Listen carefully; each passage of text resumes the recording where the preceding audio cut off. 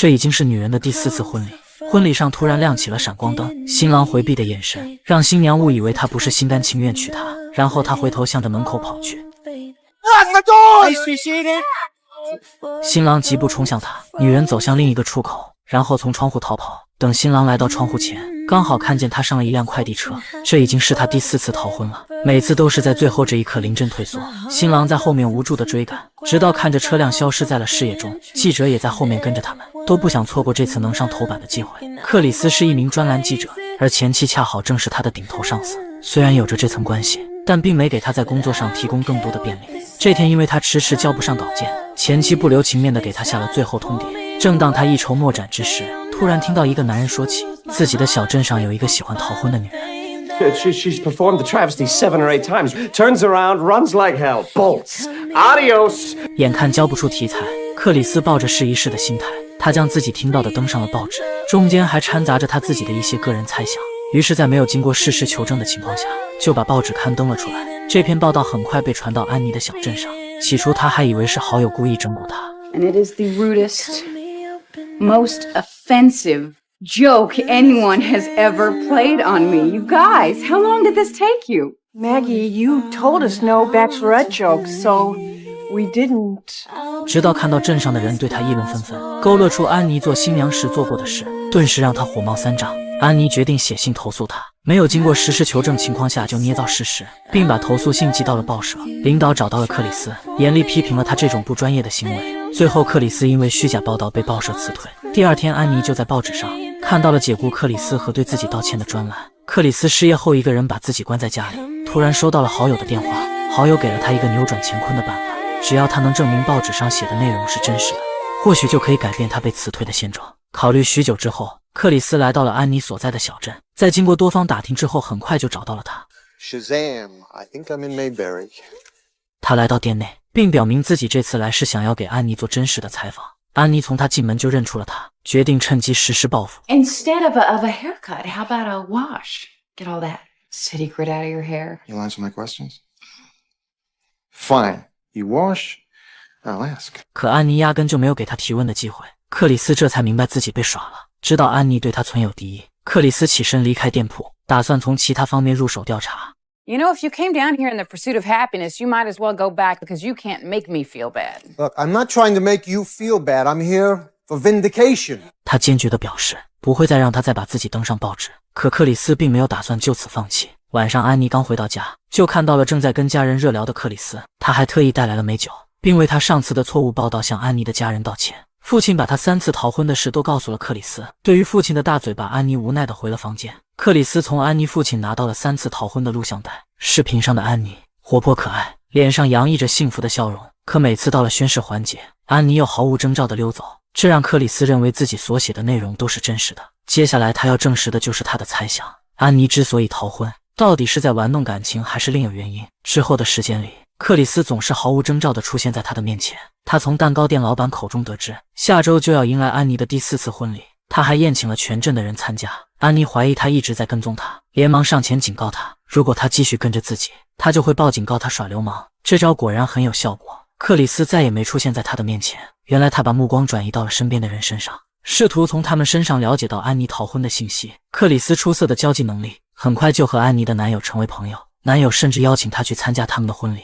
You invited him to the wedding? Don't you realize that he's writing another article about me? Sure I do, but you're not running.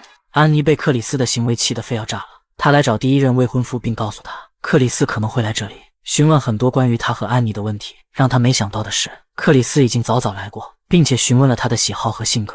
对于前男友的回答，安妮表示很满意，她为先前的逃婚行为向他道歉，但现在的他已经释怀了。带着疑惑，他又找到了另一个未婚夫。毫无疑问，克里斯刚好来到这里，并且已经拿到了他想要的东西，是一张安妮早期的裸露照片。安妮气愤的一把将他夺过，然后生气的离开了这里。安妮跟闺蜜来看棒球比赛，谁知克里斯又出现在了这里。为了避免两人发生争吵，安妮来到了场内加油。她跟闺蜜的丈夫高兴地做着庆祝动作，这让闺蜜有点不满。安妮以为克里斯跟她说了什么，她找到克里斯理论。 Just turn that finger around. Excuse me? Oh, Corey. But what is that? What is this about? You know what? We have all been friends our entire lives, a type of relationship that you obviously don't understand. USS Maggie leaves quite awake. Excuse me. 被他这么一说，安妮也意识到了自己的不对。第二天，安妮早早来到店里，为昨天的行为向闺蜜认真道歉。I don't mean to. I know.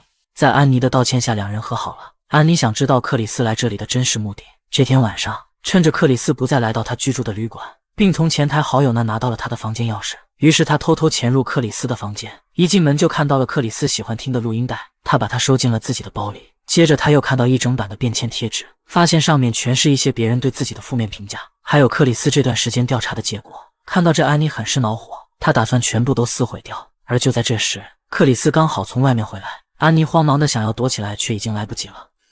All right, I know you're in there. I saw you. 安妮赶紧锁上房门，然后打开窗户，不顾危险爬了出去。等到克里斯闯入时，他已经沿着窗边来到拐角，任凭克里斯怎么威胁，安妮都不予理会。晚上，安妮回到家，开始整理从旅馆带回的便签，上面多次出现了玩弄他人感情和渣女等字眼，这是克里斯这段问访后给他打上的标签。原来在别人口中的自己是这样的。为了挽回自己的形象，安妮意识到不能再让克里斯再这样胡乱猜测。第二天一大早，安妮就来到旅馆找他。I decided that I would help you write the truth. Really?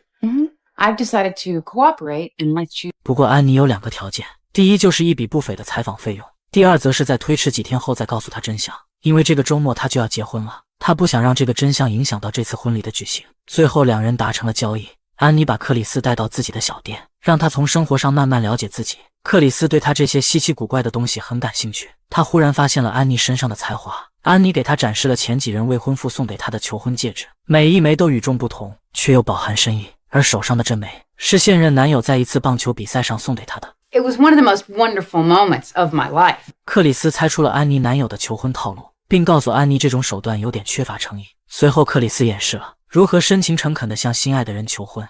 I guarantee that there'll be tough times. I guarantee that at some point, one or both of us is going to want to get out of this thing. But I also guarantee that if I don't ask you to be mine, I'll regret it the rest of my life. Because I know, in my heart, you're the only one for me.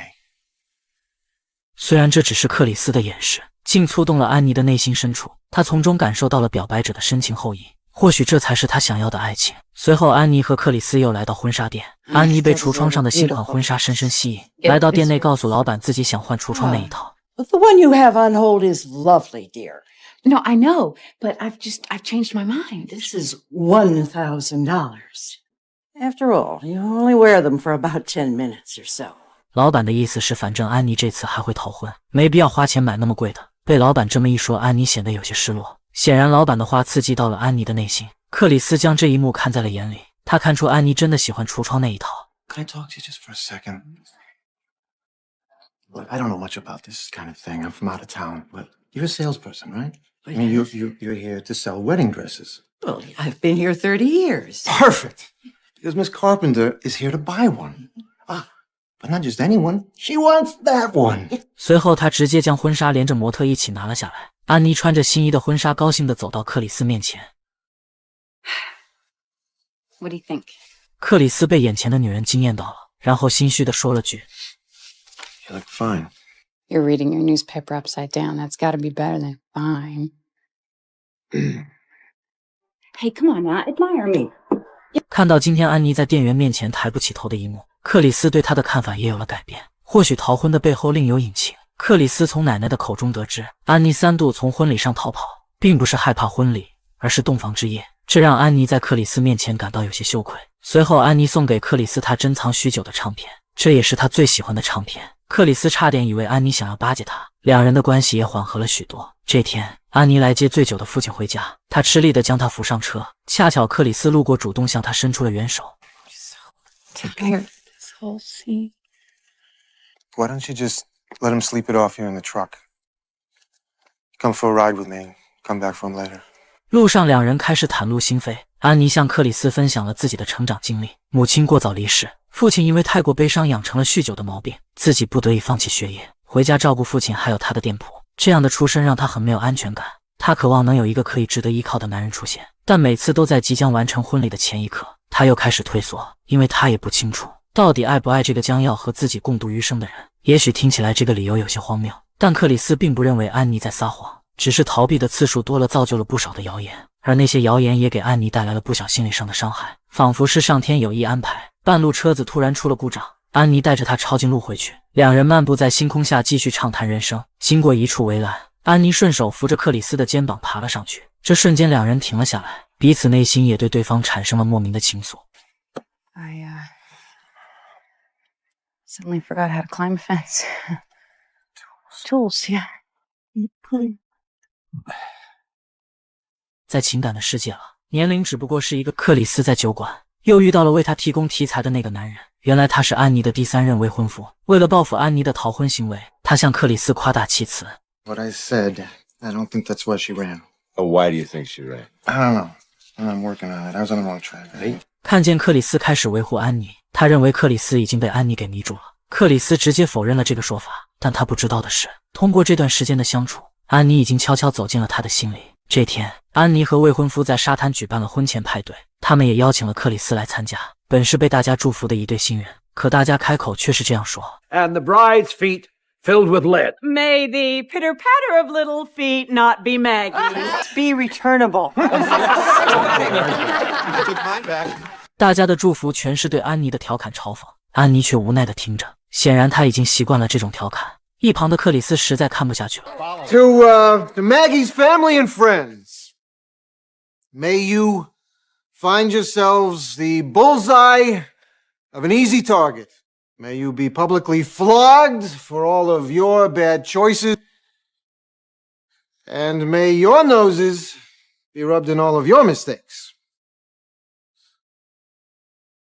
安妮好像被克里斯看透了心思，她连忙逃离了现场。克里斯紧跟其后追了出来。虽然克里斯当面维护了安妮，却不能让他内心感到痛快。他一直都很在意别人对他的看法，所以一直只知道一味的去迎合别人，却忽视了这样也会令自己受伤。但他却一直选择默默忍受着，即使在感情的世界也一样迷失自己。克里斯知道，他不是恐婚，而是迷失自我，不知道自己要干嘛。You're the most lost woman I have... Lost? Yes, lost. You're so... You want a man who will lead you down the beach with his hand over your eyes, just so you can discover the feel of sand under your feet. You want a guy that wake you up at dawn. He's just bursting to talk to you. Can't wait another minute just to find out what he'll say. Am I right?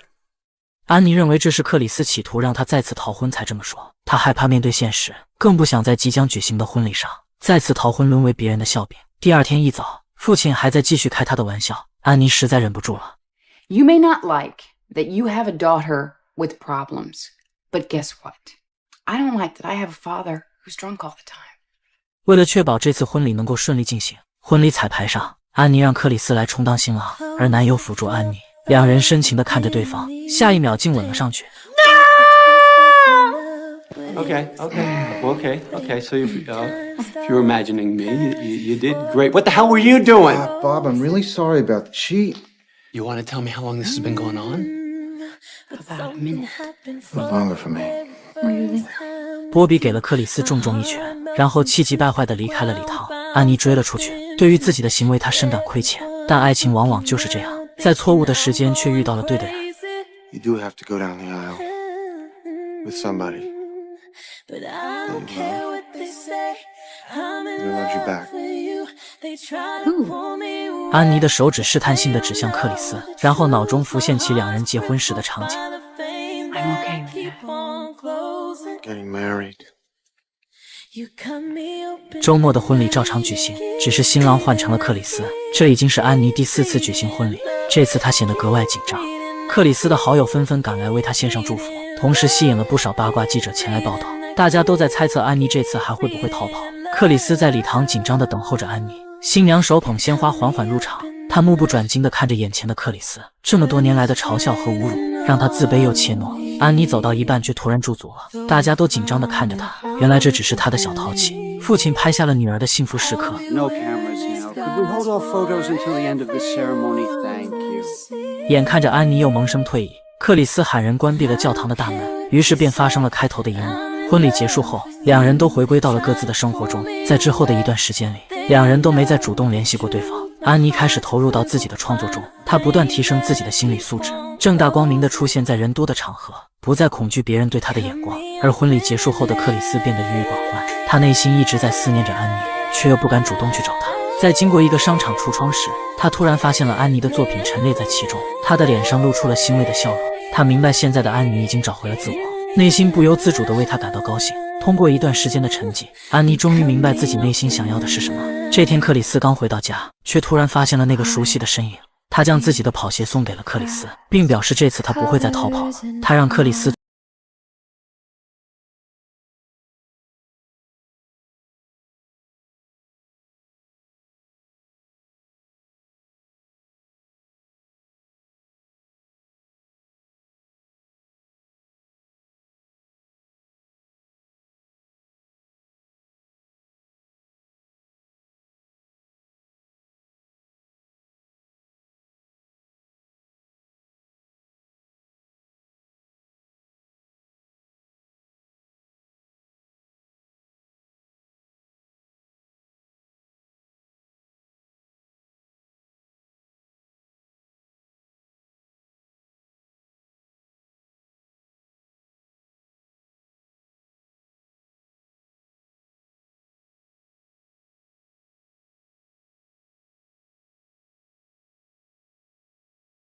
让我们学会了坚持与释怀。